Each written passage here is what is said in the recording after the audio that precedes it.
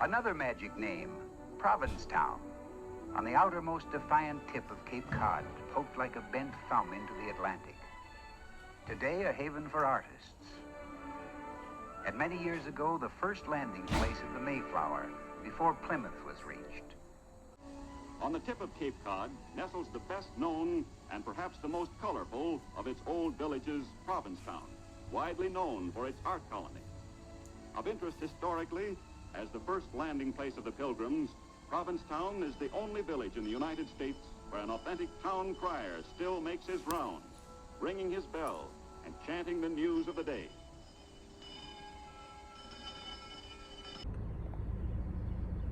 Quincy, Mass, the original Dunkin' Donuts location.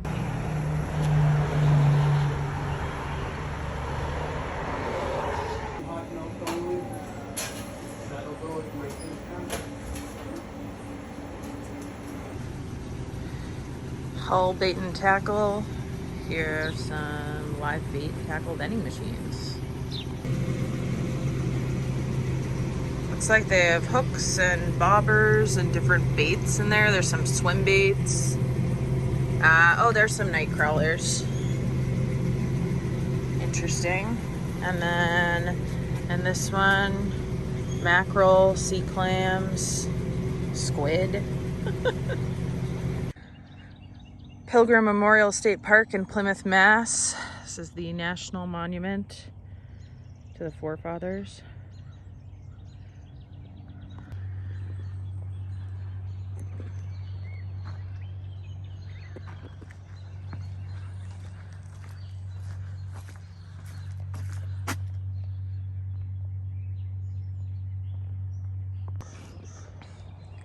Passengers of the Mayflower. British Empire. Within just 5 years, the rock will be considered a symbol of the Commonwealth of Massachusetts. Look at that. The oldest wooden jail in America, here in Barnstable, circa 1690. This is actually right next to the Coast Guard Heritage Museum. Cape Cod potato chips.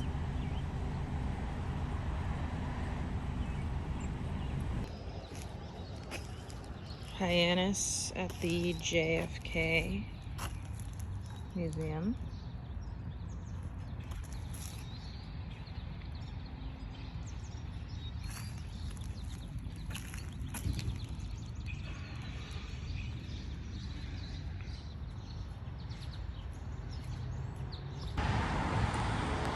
I like this. He's like barefoot in the dunes. I think that's pretty cool.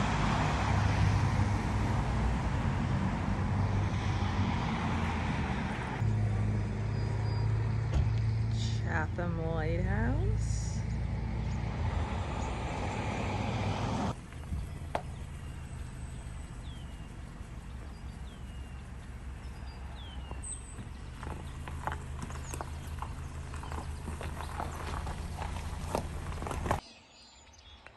We are making our way down the Cape. We were just at the old Monomoy Camp for Boys in Brewster, and now we're continuing. We are at the Captain Penniman house. So apparently he had these giant 63-foot finback whale jawbones, which used to be like the entrance to his house. So they stood right here at the wall, came over. I think this sign said that they moved them for now, but yeah, that's pretty cool. It was a whale that washed ashore in Wellfleet in 1966. Look at that.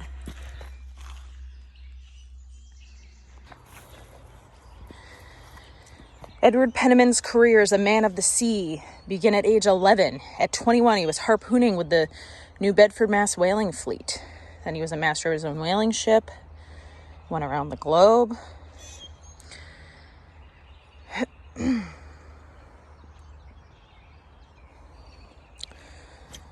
Upon retiring from the sea at age 53, he remarked, "If I can live 10 years to enjoy my home, I shall be happy." Nice.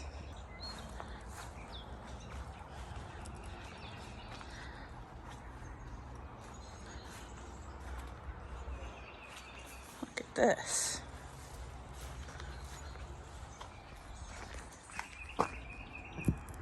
Would love to go in there.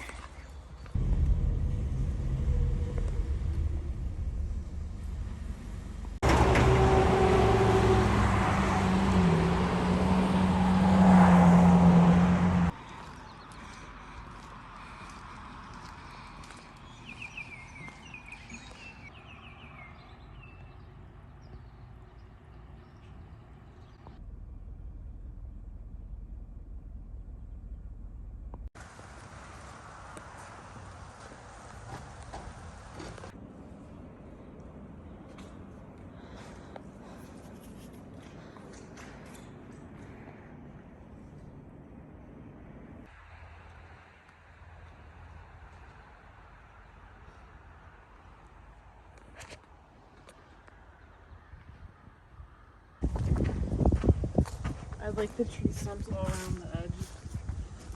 Could not survive.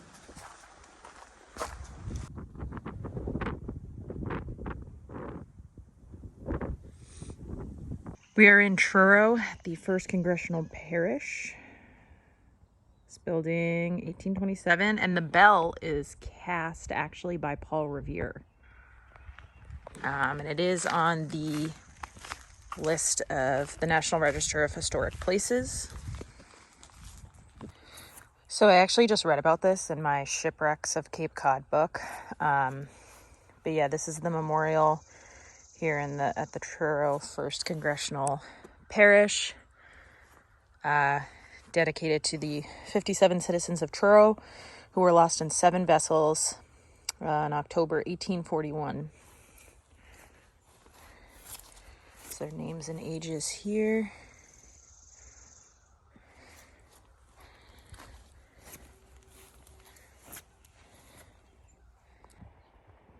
This is the High Hostel in Truro. I was actually a camp counselor here for a summer camp that's in Ptown for LGBTQ kids. It was some of the best memories of my life. We all stayed in the hostel with the kids. It was awesome. Ballston Beach is like right over here, so we can go over. This was actually originally the Palmet River Station House, built in 1929, which was a part of the Coast Guard and the life-saving service. So there's the hostel, and we'd walk here with the campers. Had a bonfire right down there.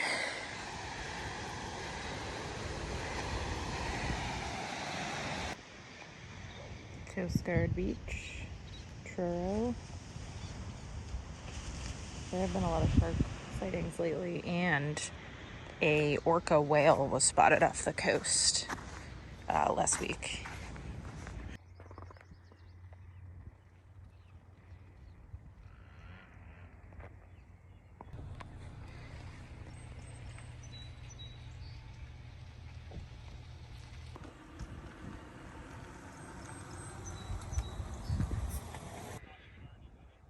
Highland Lighthouse in Truro. You can see sort of over there, that's the old Truro Air Force Base that's abandoned, which I love.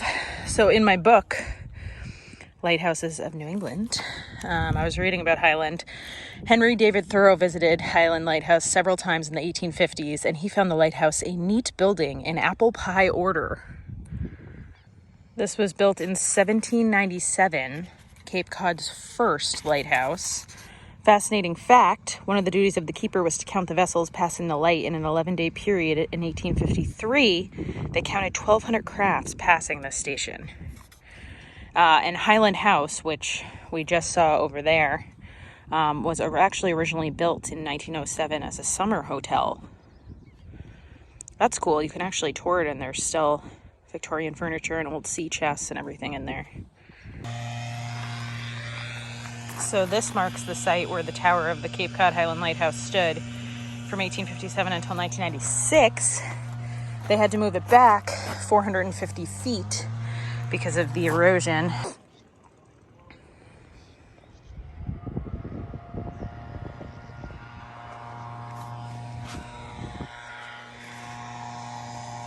Dunes Edge Campground in Ptown. This is where I'll be staying, and I am a trustees member, so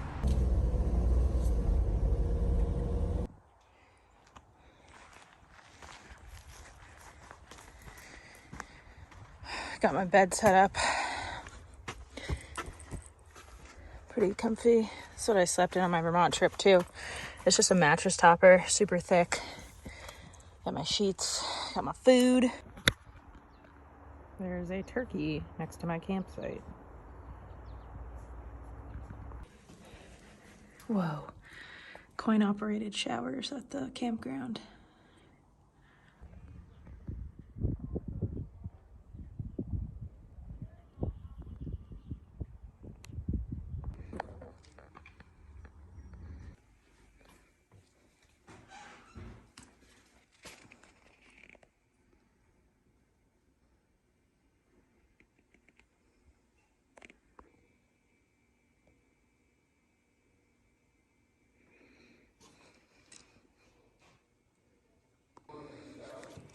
Guys, it's Captain Pinnaman's whale jawbone from his house. I found it. We were just there earlier. This is so cool.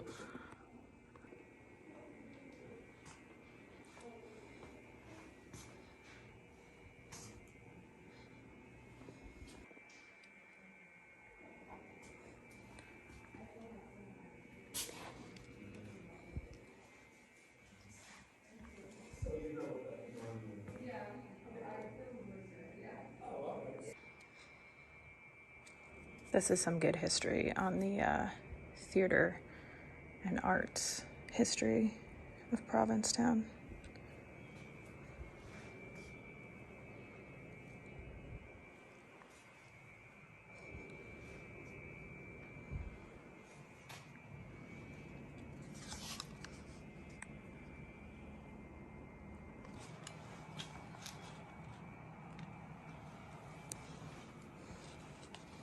The old Lewis Wharf in the East End.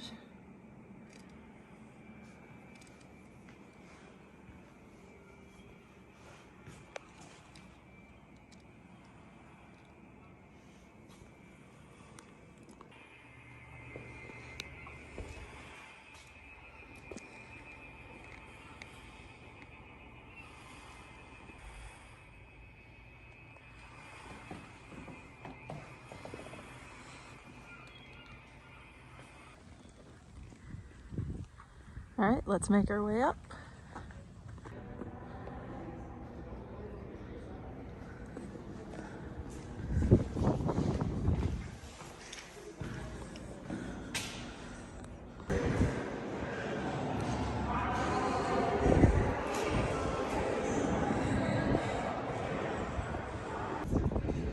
All right, view from the top, 350 feet above sea level.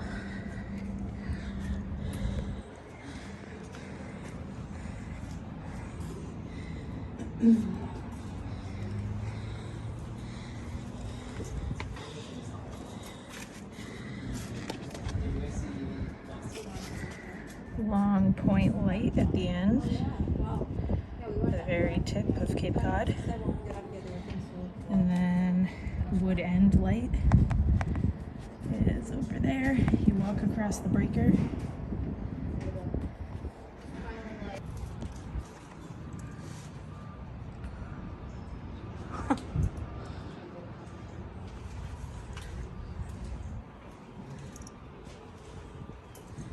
So there are all the dunes in the province lands. So we're staying right over there at the Dunes Edge campground. There's my car. Subaru represent. So Race Point Light would be right over there in Boston, 42 miles beyond that, but I'm not sure you're gonna be able to make out any of it, but it's there.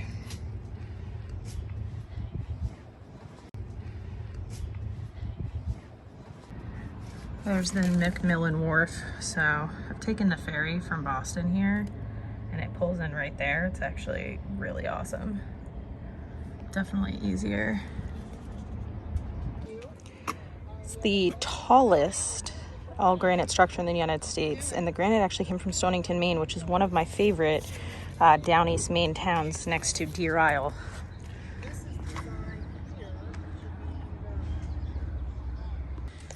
So this is the new free elevator from the monument down.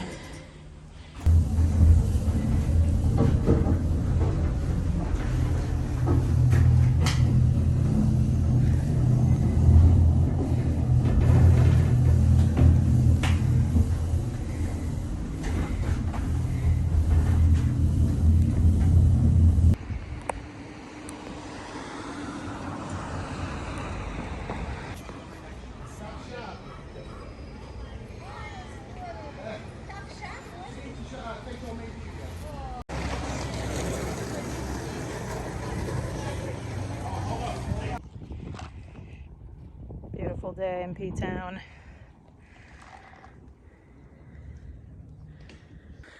So this memorial can be found on Commercial Street in Provincetown. It's for the 6 crew members who died on a Navy submarine that collided with a Coast Guard cutter in December 1927 right off of Wood End Light.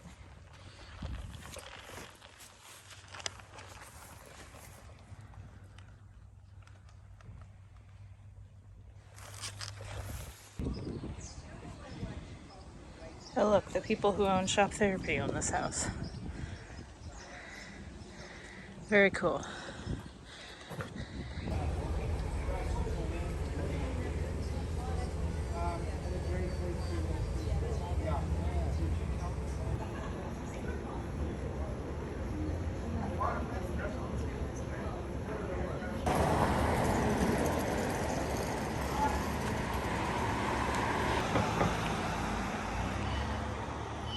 It's a cut through to town, and that's Atlantic House. There's the Atlantic House, which is like one of the oldest gay bars in the country. 1798.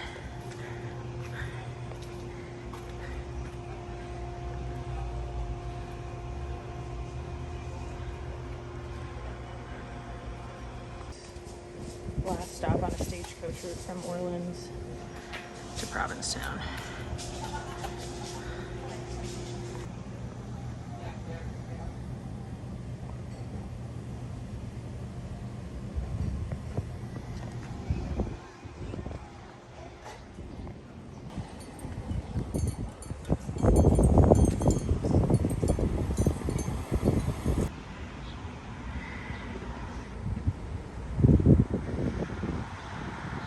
Alright, we're about to this memorial stone, erected by the Commonwealth of Massachusetts to commemorate the Compact Constitution of Government signed by the Pilgrims on board the Mayflower in Provincetown Harbor, November 11th, 1620.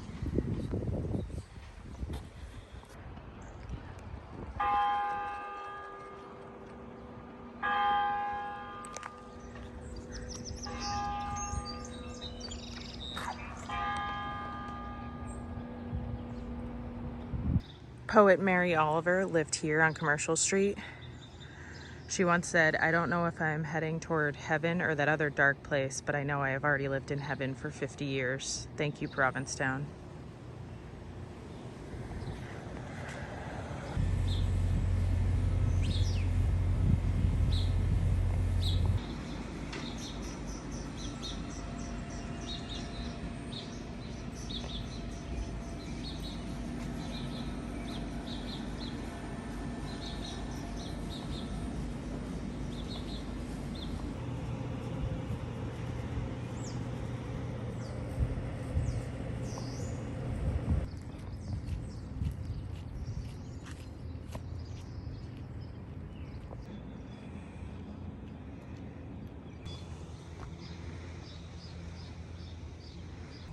Provincetown Waterfront Memorial Park.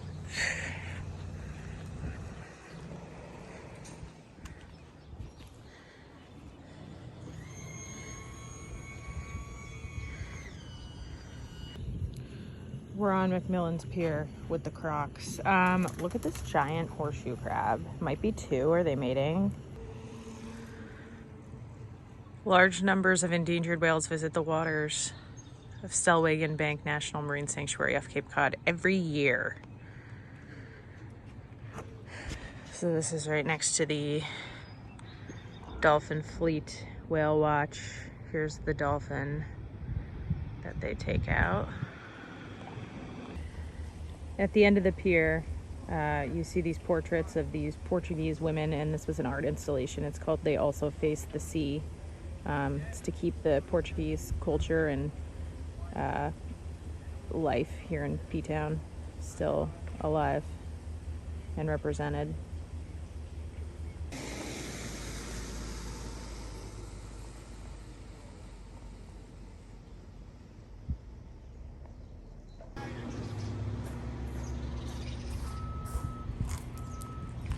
Jennifer the hanging shark.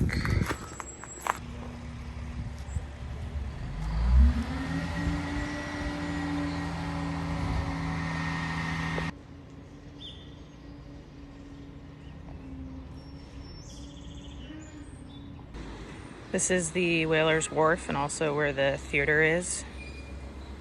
So I will take you in there. Whalers Wharf right off of busy commercial street. Sort of like an open air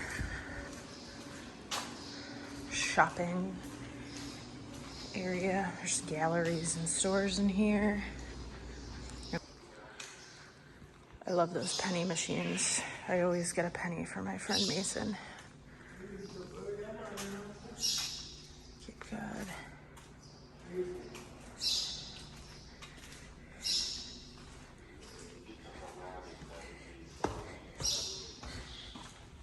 And in the back, you're on the beach.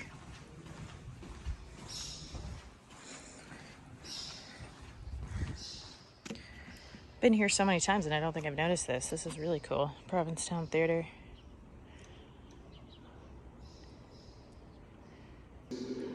Second floor, Water's Edge Cinema. And more shops and galleries.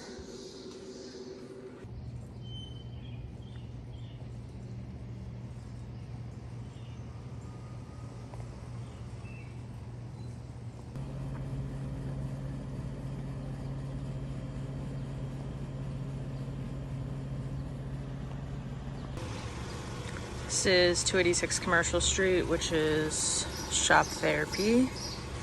It's a little history on the building and the business. There's also a Shop Therapy in Northampton, Massachusetts.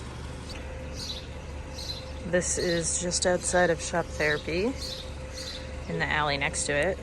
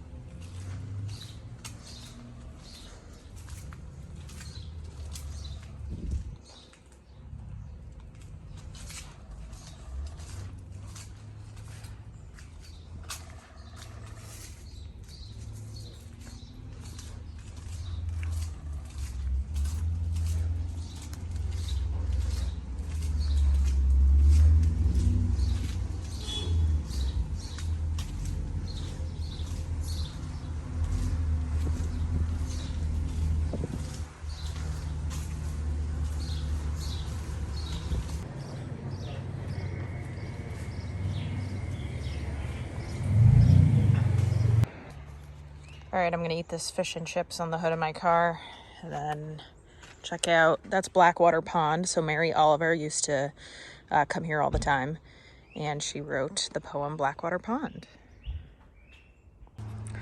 This is Blackwater Pond in the Highlands of Provincetown. This is where Mary Oliver would come, and this is the pond that inspired her to write her poem, which I'm gonna read right now. At Blackwater Pond. At Blackwater Pond, the tossed waters have settled after a night of rain. I dip my cupped hands. I drink a long time. It tastes like stone, leaves, fire. It falls cold into my body, waking the bones. I hear them deep inside me, whispering, "Oh, what is that beautiful thing that just happened?" So we're on the province lands right now. First ever constructed bicycle trail in a national park area.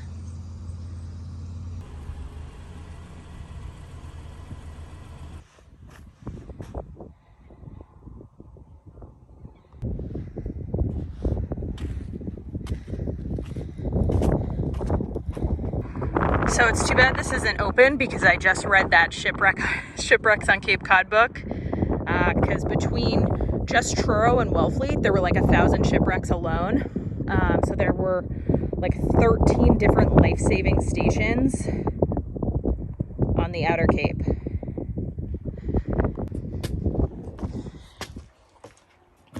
Wow, there's a lot of sand up here. I know it's not open, but I want to go in there so bad. Let me see if I can you see anything in there? Oh.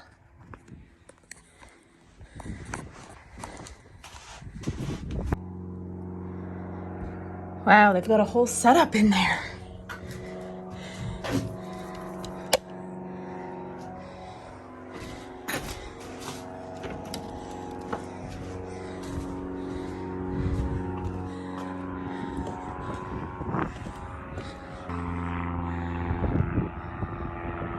Maybe I'll see if it's open tomorrow. Race Point Beach, the old Coast Guard station.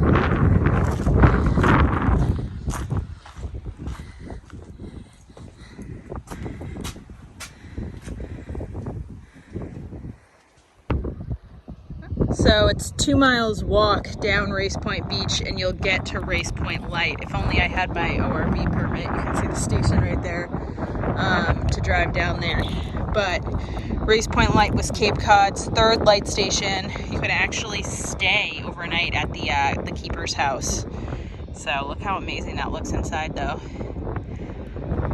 Would love a tour of that one.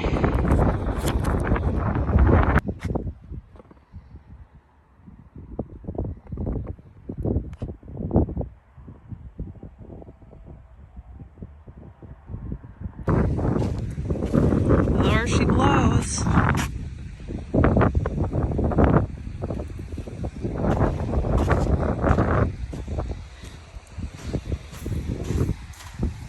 High tide, Herring Cove Beach. Oh, is that the ferry?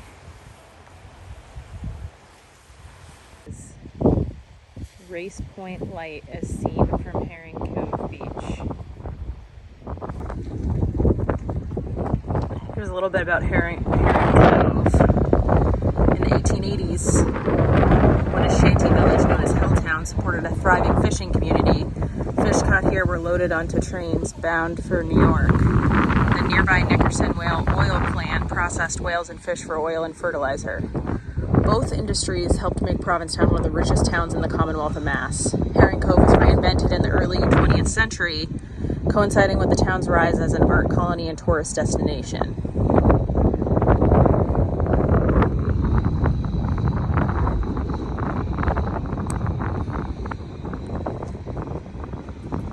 '50s bathhouse, that's cool. 1920s. Nothing like wearing a tie to the beach, you know?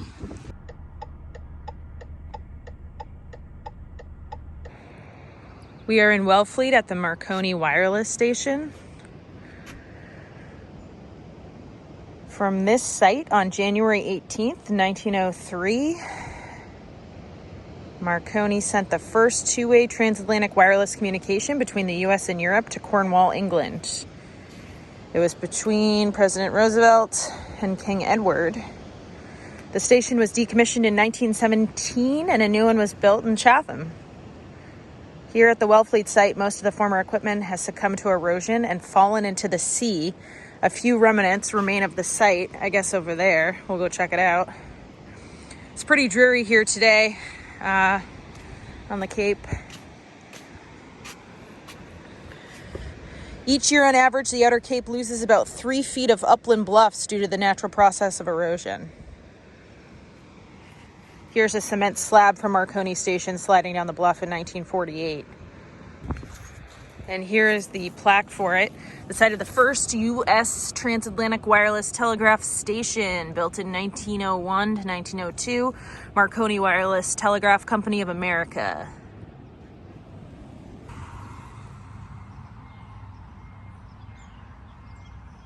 memorial buoy tree.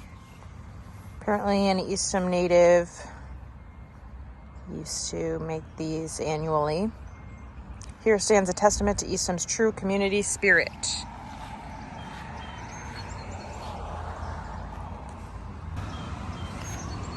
Cape Cod's oldest, built in Plymouth in 1680. Wow.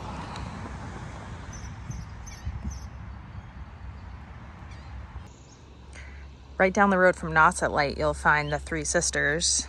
So if we look in our guidebook here, they actually group them together, Nauset Light and the Three Sisters of Nauset. In 1836, 21 residents of Eastham wrote to the Boston Marine Society asking for a lighthouse halfway between Highland Light and the Twin Lights at Chatham to distinguish the location from the single light in North Truro and the double lights at Chatham. It was determined that there would be 3 lighthouses. These 3 lighthouses were part of the Nauset Light Station, which originally stood a quarter mile away. So, because of erosion, they were moved back to this spot for viewing. Check this out. This postcard shows the Nauset Beach Light Station from the sea, resembling 3 ladies in white dresses with black hats. So the Three Sisters.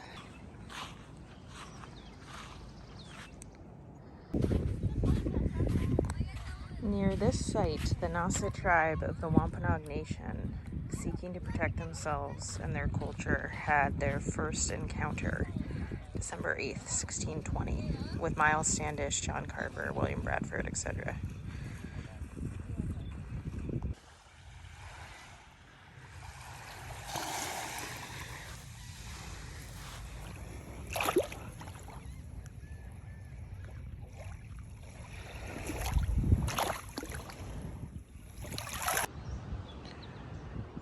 Nauset Light.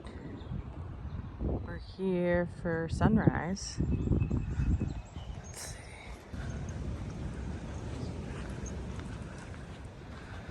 Wow.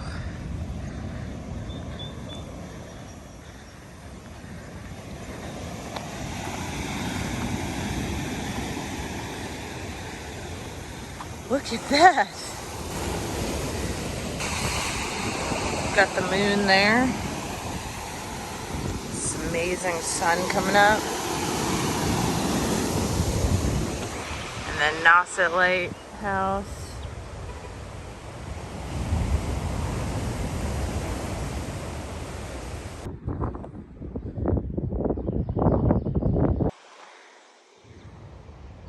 So impressed with the sunrise. All right, Nauset Beach Light Station, a shifting landmark.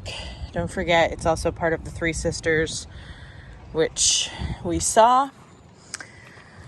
So this is the exact same thing it says in my book. 21 residents of Eastham petitioned the Boston Marine Society for a lighthouse.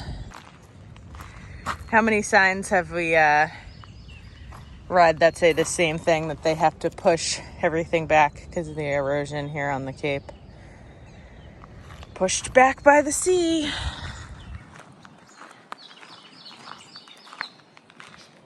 Keeping the light for 114 years.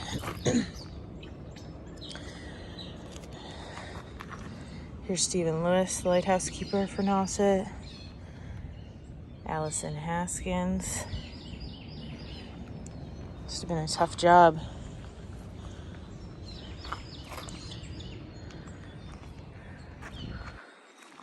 At the keeper's house.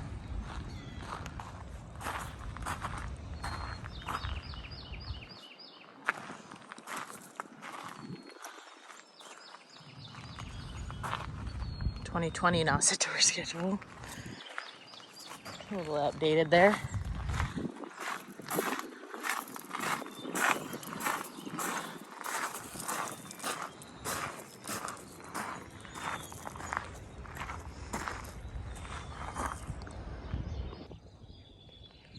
We are at the old North Truro Air Force Station.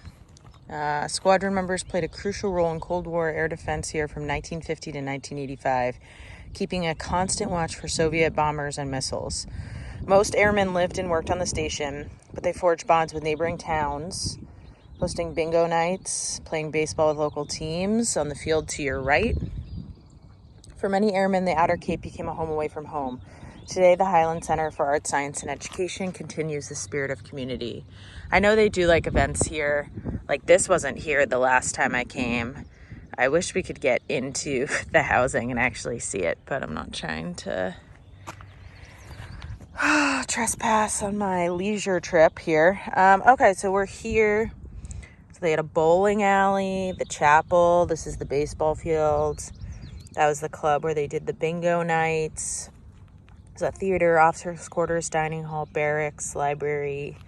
Here's the sea right here in the cliffs, and family housing.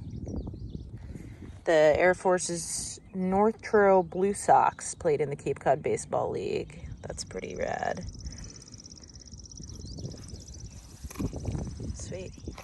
Let's check it out.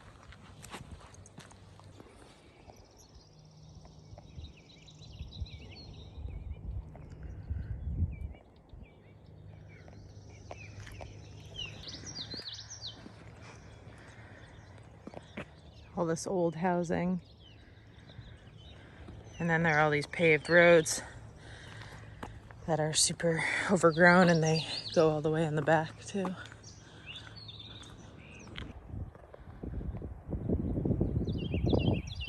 I'm following the fence perimeter all the way to the beach.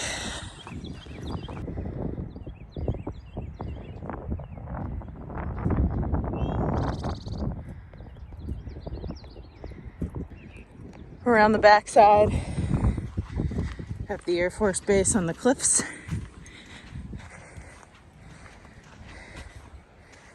Wow. Look at that.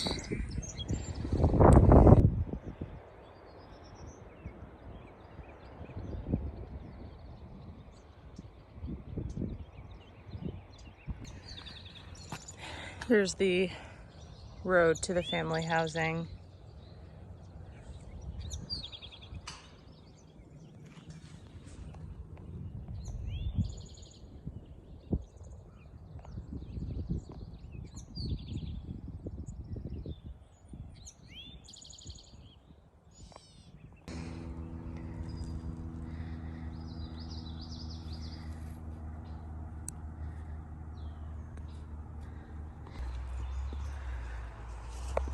The Dune Shacks of Peaked Hill Bars Historic District. So this is what I read about in my book, all of the life-saving stations.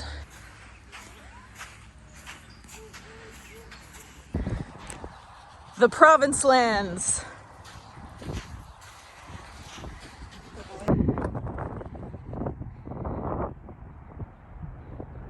There's the monument.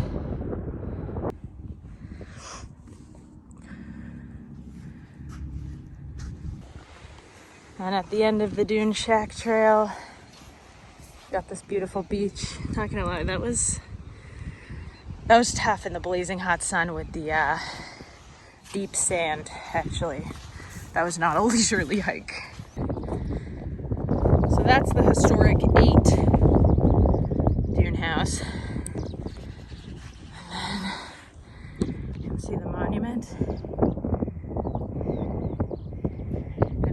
Hills Bar Historic Dune House.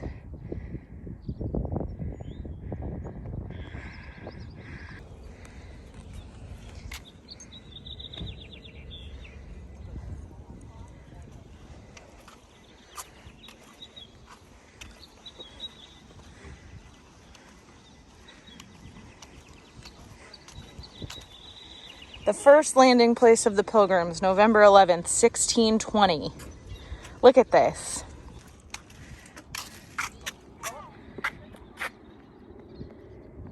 There's Wood End Lighthouse.